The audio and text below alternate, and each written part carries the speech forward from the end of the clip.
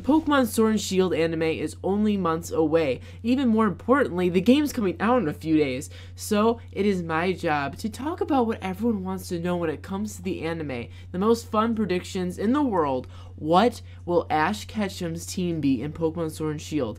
Now we have recent confirmation that Ash is in this big Pokemon anime series, despite finally getting his championship win. We know his typical personality traits when it comes to picking Pokemon, so I'm going to use my Pokemon fan skills to predict what his team will be like in Pokemon Sword and Shield. We're going to go through every single Pokemon that's been revealed so far, and I'm going to give you a yay or a nay on whether I think that Pokemon has a chance of being on his team or not. Let's get straight in.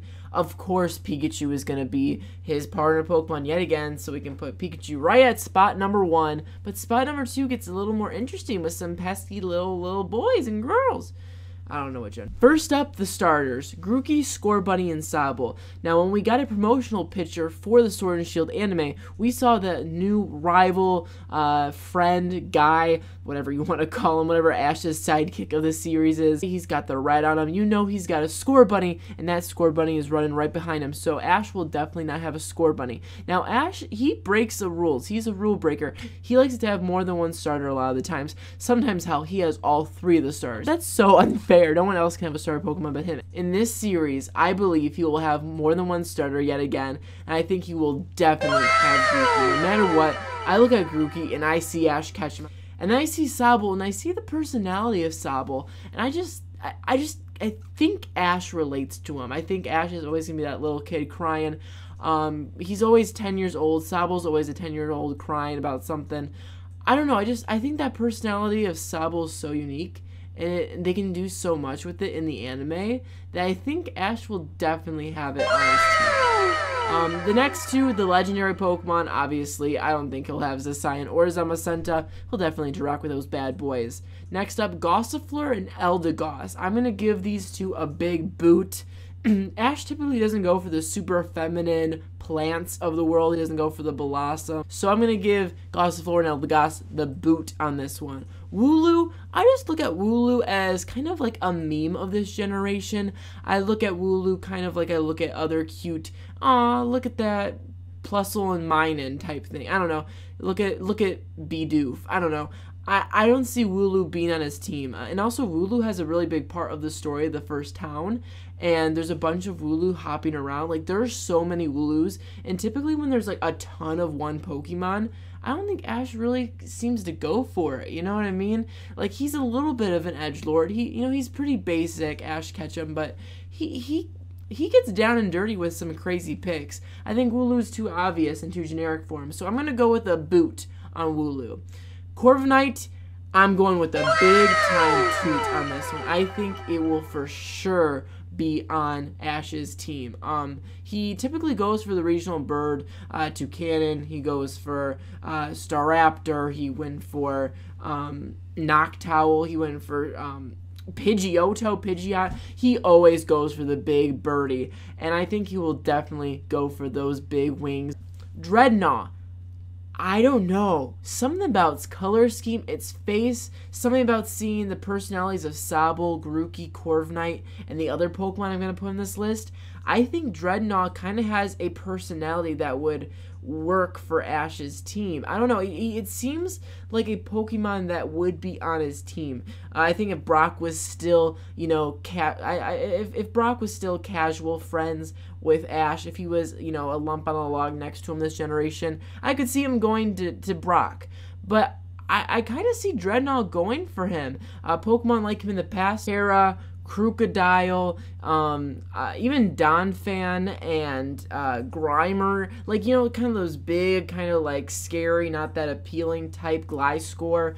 He has had lots of Pokemon in the past that kind of fit that Dreadnought archetype. They definitely go for a theme every generation, and they kind of follow a pattern and a template with the personalities on his team. So I think for sure there's a good chance that Dreadnought is in. I'm not going to go 100%, but out of the Pokemon we have, I think he has a decent chance. Next, El Creamy. I don't see El Creamy. I think whatever females in the team. I think if there's like a chef guy, they're going to do definitely a chef episode where El Creamy, you know, I can write the damn episode for them. That's how easy it is. But it's a no for Ash's team. Yamper, though. I'm very torn on Yamper. There's a part of me that really doesn't think Yamper will get in because he never has electric types on his team because he has Pikachu. Like, if I'm looking at all of Ash's Pokemon he's ever had, I'm not seeing any electricity. I'm seeing a lot of... Oh, Jacob. What's the thing that doesn't conduct electricity? Insulators or conductors? Insulators. I'm seeing a lot of insulators here. What, you know? Did you really just ask that? Yeah. Insulator or conductor? Now, using the fact of science, I don't see any electricity here whatsoever.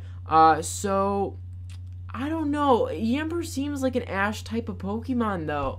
So, I'm having a really hard time not putting him on this list. I'm going to give it a chance, but I'm leaning towards no just because... it's looking a little grim. Roly-Coly, though. Roly-Coly's another interesting one. I had Boldore on his team in Generation 5, which is very similar to Roly-Coly. He also had Glalie, which is another, like, floating rock. He also had Torkoal. He has those Pokemon that kind of live in a cave and are kind of scary. I don't know, though. Does he look like an Ash Ketchum Pokemon, though? We currently have a team of 5. We have Grookey, Sobble, Pikachu, we have Corviknight, and we have Roly-Coly, and there's one more. And then, of course, we have Gigantamax Dreadnought, Corviknight, El Creamy. He'd be able to Gigantamax his Dreadnought and Corviknight. We also have the Galarian forms. Now, he didn't have any Alolan forms, so I'm going to go with no on all of the Galarian forms. I'm going to go no with Weezing. I'm going to go with Zigzagoon, Lanoon, Obstagoon. I'm going to say no to Sirfetch'd. I'm going to say no to Galarian Ponyta and Rapidash as well. I don't see them being a thing. Now, we are at Morpeko. He never has the Pikachu clone, of course. Why would he have Morpeko on his team when it's basically just Hungry Pikachu? It's a no for Morpeko. Cramorant, I kind of was leaning towards yes to Cramorant. It kind of looks like an Ash Ketchum Pokemon. But because we have Corviknight, which will definitely be on his team, I'm going to go with no on Cramorant, even though it would be a fun choice. Now, my 6th spot, Poltergeist. There's a part of me that kind of sees Ash Ketchum's name on it, but I also see it being an A-Team Rocket Pokemon more. It has the weird, quirky personality, kind of like how Wobbuffet does, or Meowth does, or hell, take any Pokemon from Team Rocket. It kind of has this weird, quirky personality. I'm gonna say Poltergeist is definitely a Team Rocket Pokemon, which makes us technically out of new Pokemon now.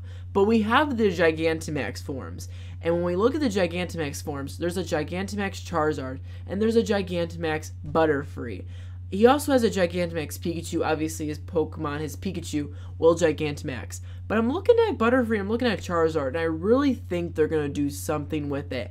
I could definitely see either his Charizard coming back or his Butterfree coming back. And I know the obvious answer is Charizard, right? It's the popular one. But Leon, the champion, has a Charizard. So I'm going to actually go with Butterfree. I think Butterfree is a big Pokemon for Ash Ketchum. Obviously, there's the very emotional Butterfree arc that happens. I think what would be really cute is Butterfree comes back and he can Gigantamax it. That would be so sweet. That seems like a big pipe dream.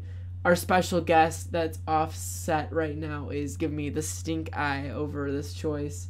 No, you're making weird faces. He says I'm making weird faces. I don't know. When I see Butterfree, all of my faces just kind of meld together into this weird emotional cluster, as any Pokemon fan would, truly.